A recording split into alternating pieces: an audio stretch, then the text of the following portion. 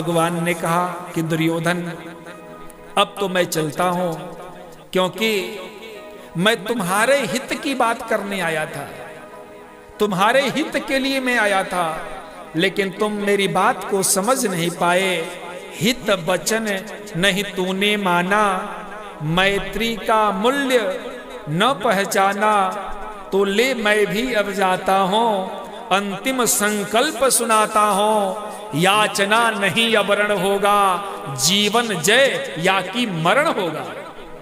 याचना नहीं, अब तुमसे मांगेंगे नहीं हम, याचना नहीं, अब रण होगा, जीवन जय या कि मरण होगा। और दुर्योधन उस युद्ध में टकराएंगे नक्षत्र निकर, बरसेगी भू पर वहिनी प्रखर, फणशेष नाग का डोलेगा, विकराल काल मुंह खोलेगा। दुर्योधन रण ऐसा होगा फिर कभी नहीं जैसा होगा। भाई पर भाई टूटेंगे, भाई भाई को मारेगा, भाई भाई को दुश्मन समझेगा, भाई पर भाई टूटेंगे, विष बाण बूंद से छूटेंगे, वायस श्रृंगाल सुख लूटेंगे, सौभाग्य मनुज के फूटेंगे, आखिर तू भूसाई होगा। दुर्योधन अंत में तू भी इस धरा पे गिर पड़ेगा, तुम्हारी भी मृत्यु होगी, तू भी मरेगा, आखिर तू भूसाई होगा, हिंसा का परदाई होगा, इस युद्ध का कारण होगा, तो तुम होगे, तुम्हारा नाम आएगा कि दुर्योधन चाहा होता तो युद्ध नहीं होता, वो नहीं माना तो इतना बड़ा युद्ध हुआ, आखिर तू भूसाई होगा, हिंसा का परदाई होगा। और आज भगवान सभा को छोड़ चले, करके रणगर्जन घोर चले, सामने कर्ण सकुचाया सा, आ मिला तनिक भरम आया सा। कर्ण मिल जाता है, कर्ण को देखते हैं भगवान ने, हरि ने बड़े प्रेम से कर धरकर, हाथ पकड़कर ले चढ़े उसे अपने रथ पर।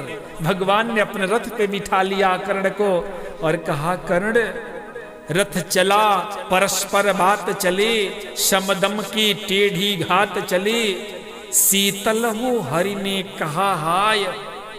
कर्ण अब शेष नहीं कोई उपाय, हो विवश हमें धनु धरना है और क्षत्रिय समूह को मरना है। अब मेरे पास कोई बुद्धि नहीं रह गई कि मैं इस युद्ध को रोक पाऊं। अब मुझे लगता है कि अब क्षत्रिय समूह मारा जाएगा। मैंने कितना कुछ कहा नहीं, विष व्यंग कहां तक सहा नहीं, पर जो तुम्हारा मित्र है ना वह दुर्योधन, वह पर दुर्योधन मतवाला है, कुछ नहीं समझने वाला है, चाहिए उसे बस रण केवल, सारी धरती की मरण केवल। हे वीर कर्ण तुम ही बोलो अकाम, तुम भी निष्पक्ष होकर के बोलो, क्या वस्तु बड़ी थी 5 गांव?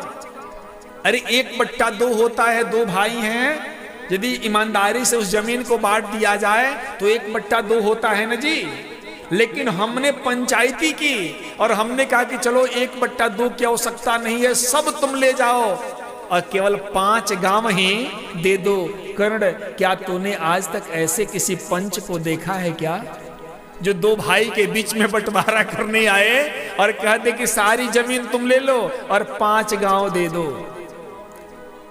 लेकिन यहां पे हे वीर तुम ही बोलो अकाम, क्या वस्तु बड़ी थी 5 ग्राम, वह भी कौरव को भारी है। मुझे लगता है कि मति गई मूढ़ की मारी है। दुर्योधन को बोधू कैसे, इस रण को अवरोधू कैसे, ये मेरे समझ में नहीं आ रहा है। इसलिए कर्ण चिंता है मैं और क्या करूं, शांति को छिपा किस ओट धरो, शबराह बंद मेरे जाने। हां एक बात यदि तू माने, तो शांति नहीं जल सकती है, समराग्नि अभी टल सकती है। कर्ण तू मेरी एक बात मान जा, तो मुझे लगता है कि युद्ध रुक सकता है, लेकिन तू यदि मेरी बात मानेगा तब। ये तू मेरी बात नहीं मानता है तो अभी भी युद्ध होके रहेगा। अब एक तरफ तुझे निर्णय करना है कि तुम युद्ध प्रेमी हो या शांति के प्रेमी हो, तुम क्या चाहते हो। क्योंकि दुर्योधन जो है ना कर्ण, पा तुझे धन्य है दुर्योधन, तू एकमात्र उसका जीवन, तेरे बल की है आस उसे, तुझसे जय का विश्वास उसे। तुम्हारे ऊपर वो आश्रित है और वो तुम्हारे ऊपर विश्वास रखता है। युद्ध यदि उसे समझ में आता है कि मैं जीत लूंगा, तो तुम्हारे बल से नजर आता है। इसलिए एक बात करो, तू संग न उसका छोड़ेगा तो वह क्यों रण से मुख मोड़ेगा। तू संग उसका छोड़ दे। यदि तुम उसका संग छोड़ देते हो तो मेरे भाई वो युद्ध के लिए पीछे हट जाएगा, वो युद्ध नहीं करेगा और अच्छा होगा।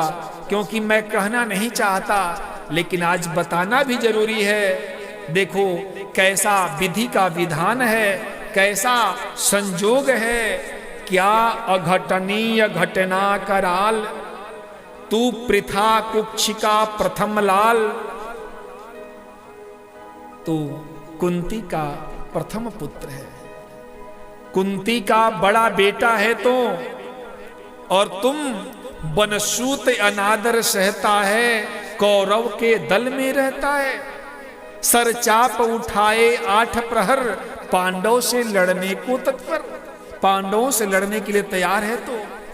लेकिन सच्चाई तो यह है कर्ण, मां का स्नेह पाया न कभी, सामने सत्य आया न कभी, किस्मत के फेरे में पड़कर पा प्रेम बसा दुश्मन के घर।